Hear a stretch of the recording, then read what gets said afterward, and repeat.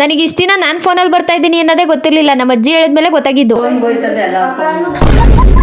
Hello ನಮಸ್ತೆ. ಇವತ್ತು ಬೆಳಗ್ಗೆ ಎದ್ದಾಗ ಟೈಮ್ ಬಂದು 6 ಗಂಟೆ ಆಗಿತ್ತು. ನಮ್ಮ ಅಮ್ಮ ಕೂಡ ಈಗ ರೆಡಿ ಆಗಿತ್ತು. ಕೆಲ್ಸಕ್ಕೆ ಬಿಡೋಣ ಅಂತ ನಾನು ಕಂದಮ್ಮನ್ ತಗೊಂಡು ಹೊರಟೆ. ನಮ್ಮ ಅಮ್ಮನ್ ಬಿಟ್ಟು ಬಂಕಿಗೆ ಹೋದೆ. 200 ರೂಪಾಯಿ ಪೆಟ್ರೋಲ್ ಹಾಕಿಸ್ತೆ. ನಿಮ್ಗೊಂದು ಕ್ವಶನ್. ಆ ಕ್ವಶನ್ ಏನಂದ್ರೆ ಎಲೆಕ್ಟ್ರಿಕ್ ಗಾಡಿ ಬೆಸ್ಟಾ ಅಥವಾ ಪೆಟ್ರೋಲ್ ಹಾಕ್ಸ್ಕೊಂಡು ಓಡಿಸೋ ಗಾಡಿ ಬೆಸ್ಟಾ? ಕಮೆಂಟ್ ಹಾಕಿ. ನನ್ನನ್ನು ಕೇಳಿದ್ರೆ ನನಗೆ ನನ್ನ ಬೈಕೇ ಬೆಸ್ಟು. ಅಲ್ಲಿಂದ ಬರೋ ಅಷ್ಟೊತ್ತಿಗೆ ಹೆಲ್ಮೆಟೇ ನೀರಾಗ ಹೋಗಿತ್ತು. ಇವತ್ತಿನ ಟಿಫನ್ ಬಂದು ಅವಲಕ್ಕಿ ನಾನೇ ಮಾಡಿದ್ದೆ.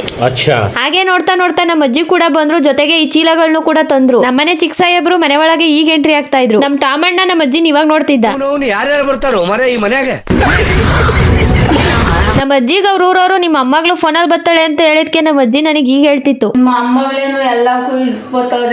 ನನಗೆ ಇಷ್ಟ ದಿನ ನಾನು ಫೋನಲ್ಲಿ ಬರ್ತಾ ಇದ್ದೀನಿ ಅನ್ನೋದೇ ಗೊತ್ತಾಗ್ಲಿಲ್ಲ. ಇವತ್ತು ನಮ್ಮ ಅಜ್ಜಿ ಹೇಳಾದ್ಮೇಲೆ ಗೊತ್ತಾಗಿದ್ದು.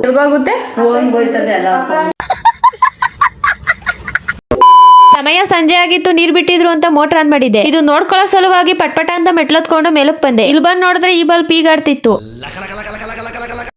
ನೀರಂತೂ ತುಂಬ್ತು ಅಂತ ಮೋಟರ್ ಆಫ್ ಮಾಡೋಣ ಅಂತ ನಿಧಾನಕ್ಕೆ ಮೆಟ್ಲು ಇಳಿತಿದ್ದೆ. ಮೆಟ್ಲುನ ಹತ್ತುವಾಗ ಇದ್ದ ಜೋಶು ಇಳಿವಾಗ ಇರ್ಲಿಲ್ಲ. ಯಾಕಂದ್ರೆ ಬಿದೋಗ್ಬಿಡ್ತೀನಿ ಅನ್ನೋ ಭಯ. ನಮ್ಮ ಮಾತೃದೇವಿಯವರು ದಿನನಿತ್ಯ ಬೈತಿದ್ರು. ಕಾರಣ ಇಷ್ಟೇ, ಗಿಡಗಳಿಗೆ ನೀರ್ ಹಾಕ್ತಾ ಇಲ್ಲ ಅಂತ. ಇವತ್ತೇನಾದ್ರೂ ಆಗ್ಲಿ ನಾನ್ ನೀರ್ ಕುಡಿದೇ ಹೋದ್ರೂ ಪರವಾಗಿಲ್ಲ, ಗಿಡಗಳಿಗೆ ನೀರ್ ಇರ್ಲಿ ಅಂತ ನೀರ್ ಹಾಕ್ತಾ ಇದ್ದೆ. ಇವತ್ತಿನ ಕತೆ ಇಷ್ಟೇ. ಸಿಗುವ ಮತ್ತೆ ಟಾಟಾ, ಬೈ ಬೈ.